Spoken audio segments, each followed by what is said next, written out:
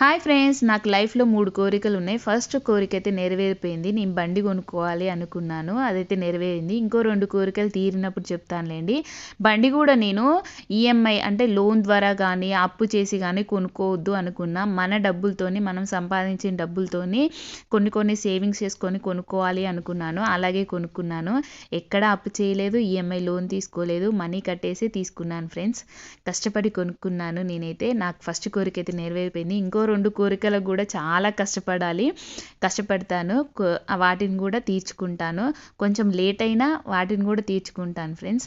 Finally నాకైతే first కోరికైతే నెరవేరిపోయింది. I'm happy.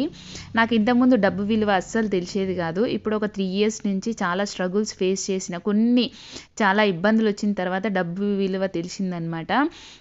మీరు కూడా డబ్బు విలువ తెలుసుకోండి. అది తెలుసుకుంటే మీరు ఏదైనా సాధించగలరు.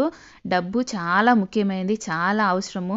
మనం కష్టాల్లో ఉన్నప్పుడు ఒకళ్ళు వాళ్ళు చేస్తారు, వీళ్ళు చేస్తారు అని కాదు. ఎవ్వరు చెయ్యరు. ఎవ్వరు హెల్ప్ చేయరు. మనం సంపాదించిన దాంట్లో ఖచ్చితంగా మనము 10% సేవింగ్స్ చేసుకుంటే మనకి ఏ కష్టాలు రావు ఫ్రెండ్స్. నేనైతే నిజంగా అనుభవంతో చెప్తున్నాను. సేవింగ్స్